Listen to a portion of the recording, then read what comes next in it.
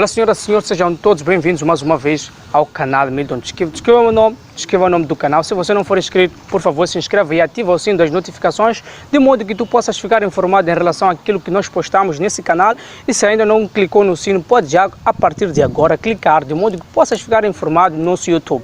Aqui nós trazemos uma informação que ainda não foi deixada se falar, ainda está a se falar disso, e nós trazemos o analista da Silva, que vai deixar um comentário em relação a esse assunto. Estamos a falar sim da guerra da Rússia e Ucrânia. Nós ainda não temos várias respostas em relação a esse assunto, ainda temos dúvidas, mas tem analistas que já analisaram há muito tempo, já sentaram, já viram, já classificaram. Então nós vamos tentar perguntar de modo que possam responder as nossas questões. Eu acredito que muitos de vocês ainda têm essas perguntas, ainda têm essas dúvidas, mas o da Silva, que está aqui conosco, vai responder alguma coisa em relação a esse assunto e vocês vão ter a oportunidade já de ter a explicação dessa cena. Vamos cumprimentar a ele dentro de instantes, que já está aqui, não é? Da Silva, para mim, você é analista, seja bem-vindo ao meu programa. E como é que estás? Cumprimento as pessoas que estão ali. Eu estou bem, graças a Deus. Ok. Bem disposto, a falar desse para assunto. conversarmos sempre. Exato. Ok, mas a primeira coisa que podes fazer é perguntar já ao da Silva qual é a primeira pergunta que pode surgir quando se fala da Rússia e Ucrânia. Bem, nos últimos tempos. Bem, primeiro são duas nações, né? São duas nações, cada uma com sua soberania, com suas leis, mas devido a razões adversas, a Rússia viu-se obrigada a invadir. A Rússia que se viu... sentiu-se obrigada a invadir o território alheio, né? Porque este conflito Rússia-Ucrânia é uma situação de uma nação levantar-se contra a outra. Exato. Então significa que foi a Rússia que começou com esta bagunça toda? Bem, guerra como tal, ataque armado, direta, é a Rússia. Exato. Mas dizem que não há fogo sem lume. Exatamente. Então quer dizer que há algumas razões por detrás que influenciaram com que essas duas nações envolvessem em conflitos armados. Ok, mas qual é o objetivo, na verdade, desta guerra que a Rússia teve que invadir a nação alheia, na sua expectativa? Bem, razões, na minha opinião, isto não é só a minha opinião, mas mesmo as autoridades russas, através do embaixador da Rússia em Moçambique, já deu uma entrevista à Rádio Moçambique, em que falava deste assunto e deixava claro de que a Rússia está a envergar ataques na Ucrânia para salvaguardar seus interesses. A Rússia tem interesses, qualquer nação tem interesses, e a Rússia e a Ucrânia são nações vizinhas, e a Rússia sente que a vizinha Ucrânia está de alguma forma interferir e perigar os interesses da Rússia, e a motivação que é deixada em cima é a questão da segurança da Rússia, porque nós sabemos muito bem que o mundo já viveu situações de guerras mundiais, a Primeira Guerra Mundial e a Segunda Guerra Mundial. E essa pode ser considerada a terceira? Pode ser considerada a Terceira Guerra Mundial, caso o que a Rússia está a suspeitar a movimentação das forças da NATO, né? que é um bloco armado que junta alguns países europeus, que é apoiada pelos Estados Unidos da América, cuja Rússia não é membro dessa organização. E no fim da Segunda Guerra Mundial combinaram a Rússia não quer que a NATO se aproxime das suas fronteiras. A Rússia não precisa dos americanos perto. É a Rússia que diz isso? Sim, a Rússia não precisa da NATO perto. Então, as alegações que a Rússia levanta é de que a Ucrânia quer se juntar à NATO. Então, ele não quer com que um país vizinho... Sim, na medida em que você é meu vizinho, junta-se ao meu inimigo, você se torna meu inimigo também. Exato. Então, esta guerra toda é só para dizer com que a Ucrânia não vá se aliar a esta... Mesmo agora, a Ucrânia e a Rússia estão num processo de negociações, apesar de que a guerra está a avançar no campo, está a avançar ao nível das cidades ucranianas, mas existe neste momento um processo de negociações entre a Rússia e a Ucrânia, que tentam conversar em relação a isso, mas já há interferências de outras nações, de outros blocos, a União Europeia, a NATO, os Estados Unidos da América, que de alguma forma têm influência dentro do governo ucraniano. Que de alguma forma, enquanto a Rússia sentir que a Ucrânia não quer de alguma forma ceder, porque a Ucrânia também tem suas fundamentações, de que é uma nação soberana, ela tem direito de se juntar a qualquer organização que queira, é independente, é uma nação independente que tem direito de tomar decisões que queira, mas está livre de tomar decisões que quer. Mas há uma questão que nós podemos refletir, se a sua segurança periga a minha segurança, então nós não somos bons vizinhos. Claro. Então nós precisamos saber que temos outros nossos amigos longe, mas não somos vizinhos.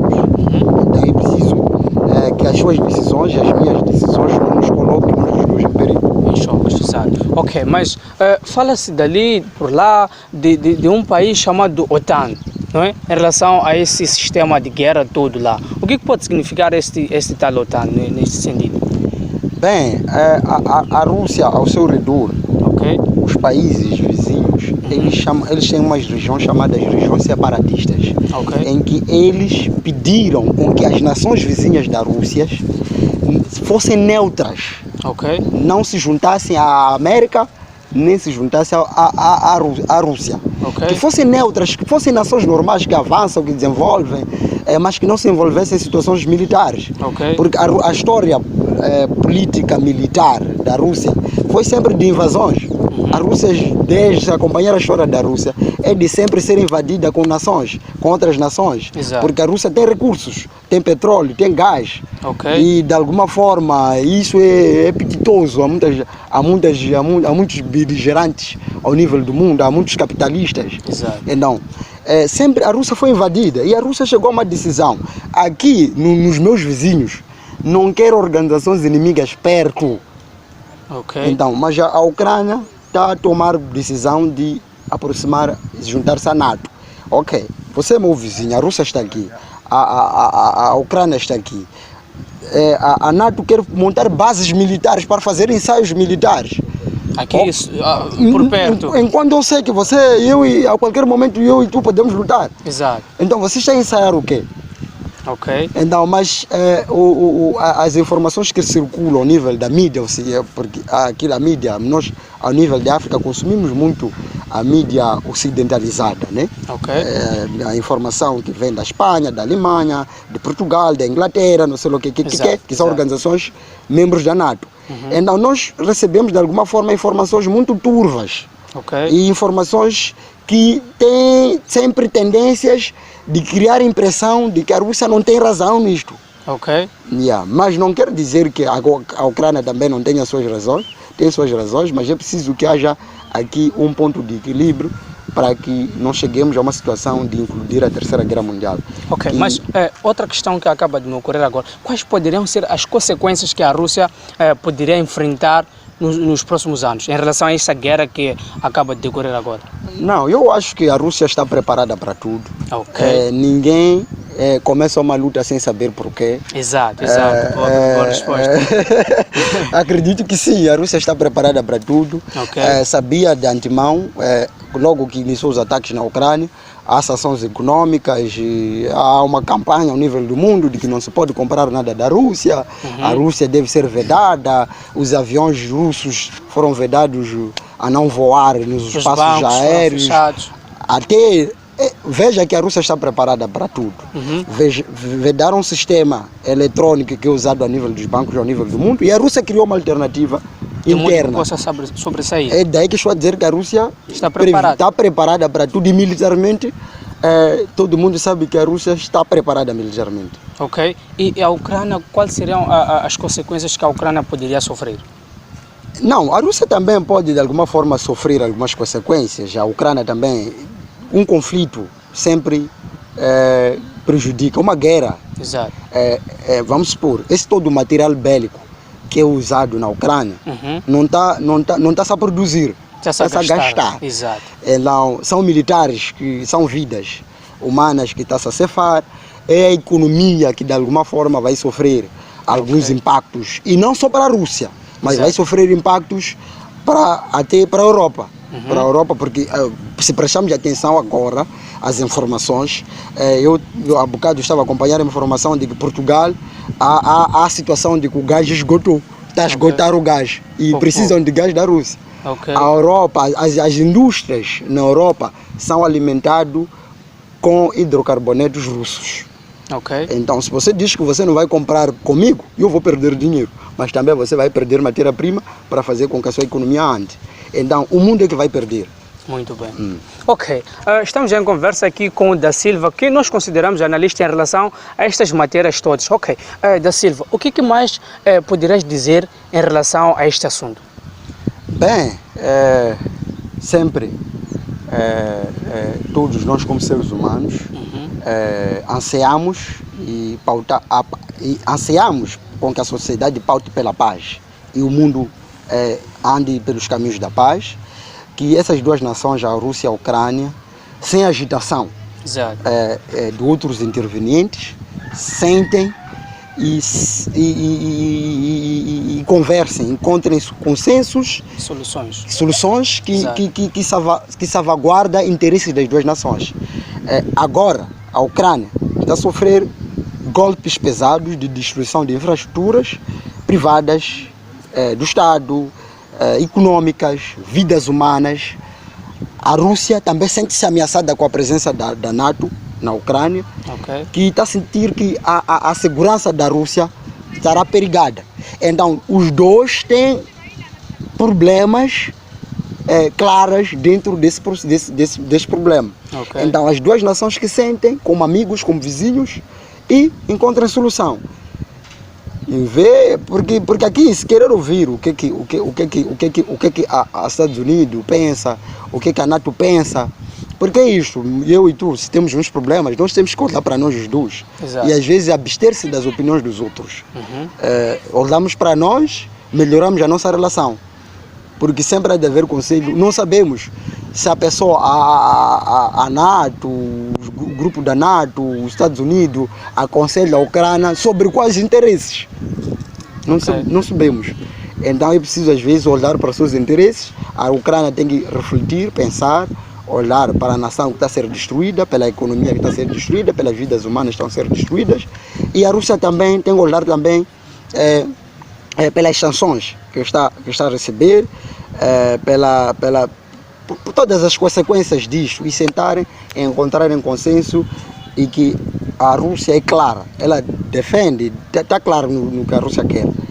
Diz: não quero NATO, não quero bases militares da NATO, da América na Ucrânia. Exato.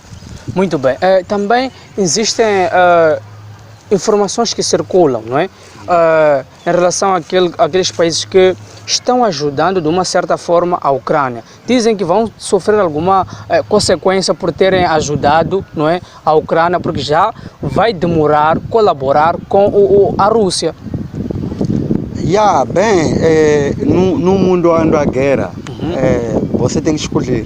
Exato. Ou se você, é aquilo que eu disse logo do início, que se você se junta ao meu inimigo, você se torna meu inimigo. Exato.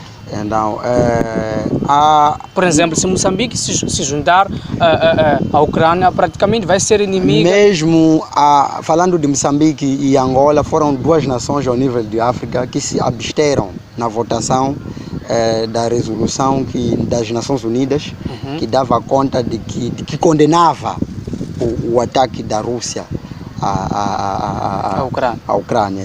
E por sua vez, Moçambique e Angola foram duas nações ao nível das Nações Unidas que absteram-se, não votaram. Exato. Nem a favor, nem contra, preferiram não votar. Mas há quem pode depois trazer abordagem de que não, Moçambique, Angola são nações comunistas, são nações que apoiam a ditadura, mas é preciso olhar para a história. Exato. A Rússia só olharmos as armas que são usadas em Moçambique, o AKM-47, que é a arma que é muito conhecida em Moçambique, é uma arma do fabrico russo. Ok. Há muitas coisas que Então, Moçambique... só de Moçambique falar alguma coisa significa que... Sim, okay. sim, vai sofrer. Então fez bem. Eu acho que, apesar de que as pessoas criticam essa decisão de Moçambique, mas eu acho que foi certa de dizer lavar as mãos. Eu não paro contigo, nem com ninguém, eu não sei de nada. Você sai aí um país neutro. Vale a pena. Muito bem. Aí está, senhoras e senhores, respostas que foram deixadas pelo analista da Silva no nosso canal. Eu sei que várias perguntas vocês tinham e nós trazemos a ele para responder essas perguntas. Mas para mais informações, vocês podem se inscrever no canal e ativar o sininho das notificações e nós voltamos brevemente. Tchau.